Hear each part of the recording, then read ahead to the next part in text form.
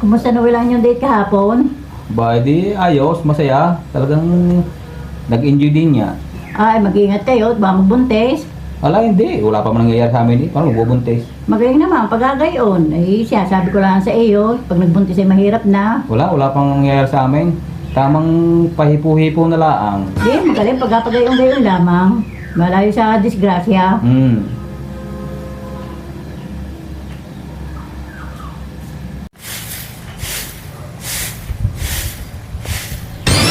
Kanya yan agad si Noel. Nando sa loob, bakit ga? Pabarangay daw ng kanya syuta yan. Bakit daw? May ginawang kalukuhan. Ano daw ginawang kalukuhan? Hindi ko alam eh. Tawagin mo sa akin mo kakausapin.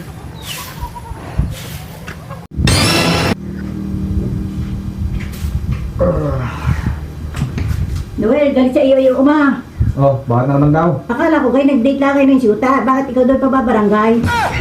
Barangay. Hindi kami kayo nag-date nga lang kahapon. Ayaw, galit na galit yung uma. Tatatawag ka. Pwede ka ako sa akin. Support ka na lang din sa akin.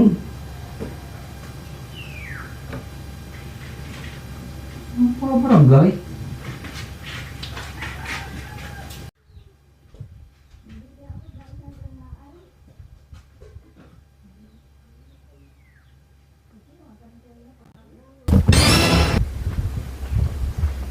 Tatay, ano kang sinasabi ninyong ako'y gusto ko ipabarangay ng aking syuta? Ayan kang ginawa mong kalukuhan at ba't ka pinabarangay? Abay na kahapon naman kami nag-date lang nun eh. Sigurado ka, nag-date lang kayong dalawa. Oo, di siyempre aking inalakbayan. Tapos aking hinalikan. Di nilumala sa magsyuta yung hinahalikan. Oo, natural lang naman nga yun ay sa magsyuta. Inaalak ba yan? Hinahalikan.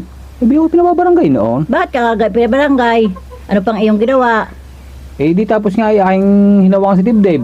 Aba, pagkakaalam ko naman nilumala yung gayon sa magsyuta. Sadya naman, natural lang naman yun sa magsyuta. Inahawa ka sa dibdib. Talaga yun lang ang ginawa mo. Di yun yung isa pa, aking hinawakan sa baba. Yun, doon ko na barangay. Oh, ba't ako ipabarangay hinawakan ko lang naman? Sabi mo kay Namay, meron kang iyo, hindi mo siyang ginamit. Tek na yan.